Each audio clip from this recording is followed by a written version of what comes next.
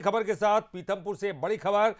Union carbide का कचरा जलना शुरू हो चुका है। जी हां, बंसल न्यूज पर इंदौर के कमिश्नर दीपक सिंह ने कहा कि कचरा जलाने से पर्यावरण को असर नहीं पड़ेगा। 3 दिन तक यूनियन कार्बाइड का ये कचरा जलेगा। एक्सपर्ट्स की निगरानी में ये कचरा जल रहा है। एक इसकी रिपोर्ट भी तैयार होगी। रिपोर्ट को न्यायालय में भी पेश किया जाएगा। तो तमाम प्रोसीजर्स का जो है पालन किया जा रहा है। किसी को डरने की जरूरत नहीं है। लगातार लोगों को समझाया गया इस बारे में, उनको तसल्ली दी गई कि कुछ नहीं होने वाला है। और देखिए, अब जिस बात को लेकर लगातार कयास जारी थे, विरोध जारी था, आप देखिए तमाम चीजें धरातल पर आती हुई दिखाई दे रही है। यानी कि यूनियन कार्बाइड का ये कचरा ये जलना शुरू हो चुका है।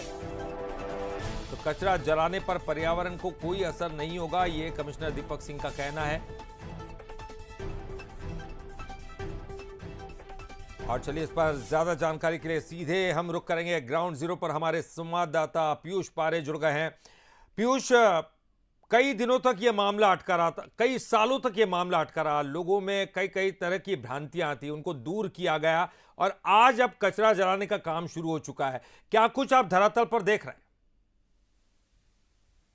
देखिए, बिल्कुल अगर बात करें ललित, तो जिस तरीके से यूनियन कार्बाइड का एक कचरा भोपाल से पीथमपुर लाया गया था, उसके बाद में तमाम तरह के सवाल उठ रहे थे। लेकिन कोर्ट के निर्देश के बाद में आज यानी कि 28 फरवरी को ये कचरा अब जो है वो जलाने की प्रक्रिया शुरू कर दी गई है। इस वक्त हम रामकी यानी कि उस कैंपस के बाहर मौजूद है जहां पर इस पूरे कचरे को जलाने की प्रक्रिया शुरू हो चुकी है। 3 बजे, ठीक 3 बजे जब इंदौर डिविजनल कमिश्नर दीपक सिंह यहां पर पहुंचे थे, तो उन्होंने कहा था कि जो कचरा है उसको जलाने की प्रक्रिया शुरू कर दी गई है। और जो एक्सपर्ट्स की टीम है, चाहे उसमें साइंटिस्ट हो, पॉल्यूशन कंट्रोल बोर्ड के तमाम अधिकारी हो, इसके अलावा प्रशासनिक टीम हो, या फिर वो तमाम जो लोग हैं जो इस पूरी प्रक्रिया का हिस्सा हैं, वो फिलहाल कहीं ना कहीं यहाँ पर उनकी निगरानी और जो कोर्ट ने निर्देश दिए थे उसके साथ में जो नॉर्म्स यहाँ पर तय किए गए थे, उन्हीं नॉर्म्स के मुताबिक ही इस कचरे को जलाया जा रहा है। फिलहाल 10 टन कचरा आज यहाँ पर जो है वो अलग अलग कंटेनर से निकाला गया है। ये ट्रायल रन है ललित। साफ तौर पर जिस तरीके से इंदौर कमिश्नर दीपक सिंह कह रहे हैं कि ये पहला फेज है, 3 अलग अलग फेज में ट्रायल रन किए जाएंगे, जिसमें कहा जा सकता है कि 30 टन कचरा फिलहाल जलाया जाएगा।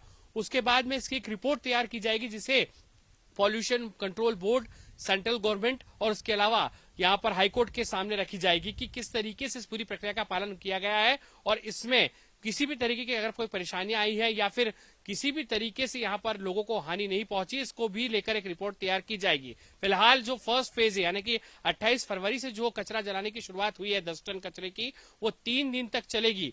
2 मार्च तक कहीं ना कहीं यहाँ पर ये साफ हो जाएगा कि आखिर इस कचरे को जलाने से क्या प्रभाव पड़ा है और जो सवाल थे उनका जवाब मिला नहीं है। कामिल मेहर हमारे साथ में मौजूद है, जो सुबह से कहीं ना कहीं यहाँ पर इन तमाम चीजों पर निगरानी बना रहे हैं, हमारे कॉरेस्पॉन्डेंट है। कामिल, जो बातचीत हुई है, दीपक सिंह जी ने कॉन्फिडेंस भी दिखाया है कि चीजें ठीक हैं और जिस रणनीति के साथ में जो प्लान बनाया गया था वो भी कारगर साबित होते नजर आ रहा है।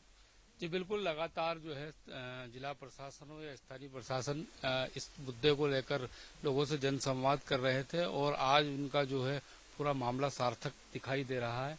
और जैसे कि दीपक सिंह जी ने कहा था कि जिस दिन कचरा जलेगा मैं वहाँ मौजूद रहूंगा, तो वो भी यहाँ सुबह से ही मौजूद हैं और उनकी देखरेख में ही पूरा जो है मामला हो रहा है निष्पादन का। अब जो ट्रायल की प्रक्रिया है ये 3 चरणों में होना है और उसके बाद ही रिपोर्ट जाएगी, फिर कोर्ट के आदेश होंगे और अगली प्रक्रिया जो है पूरी की जाएगी। तो बिल्कुल ललित, देखा आपने किस तरीके से तमाम जो सवाल उठ रहे थे उन सवालों के जवाब भी कहीं न कहीं इस ट्रायल रन के साथ में मिलना शुरू हो चुके हैं। लेकिन कॉन्फिडेंस ये भी कहता है तमाम अधिकारियों का कि वे खुद यहाँ पर मौजूद हैं, चाहे इंदौर डिविजनल कमिश्नर दीपक सिंह हो, प्रियंक मिश्र जो यहाँ के कलेक्टर हैं धार के, या फिर मनोज कुमार सिंह जो एसपी हैं, उसके अलावा जो आईजी अनुराग जी हैं, वो भी यहाँ पर तमाम जो है प्रशासनिक अधिकारी हैं, वो इस कैंपस में फिलहाल मौजूद हैं। बिल्कुल पीयूष, और यही भरोसा भी दिलाता है, ये भरोसा भी दिलाता है कि ये लोग यहाँ पर मौजूद है। वो कह भी रहे हैं कि हम मौजूद है, डरने की कोई जरूरत नहीं, हम तो यहाँ पर मौजूद है जिस वक्त कचरा जल रहा है। लेकिन हमको सियासत भी देखने को मिल रही है पीयूष।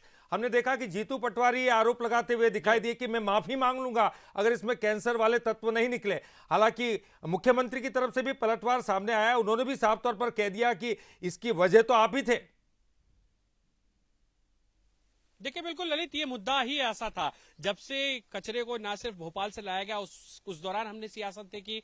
जब कंटेनर्स वहां से मूव किए, यहाँ पर पीथमपुर पहुंचे उस वक्त भी सियासी बयानबाजी सामने आई। एक तरफ कांग्रेस भी मैदान में यहाँ पर कूदी, कुछ स्थानीय यहाँ पर लोगों ने भी विरोध किया। हमने देखा तस्वीरें, लगातार लंबे समय तक यहाँ पर सड़कों पर विरोध प्रदर्शन हुए। लेकिन इन सबके बीच में एक कॉन्फिडेंस था। लगातार मुख्यमंत्री डॉक्टर मोहन यादव कह रहे थे कि किसी भी को घबराने की आवश्यकता नहीं है, एक्सपर्ट्स की टीम के सामने ही कचरा जलाया जाएगा।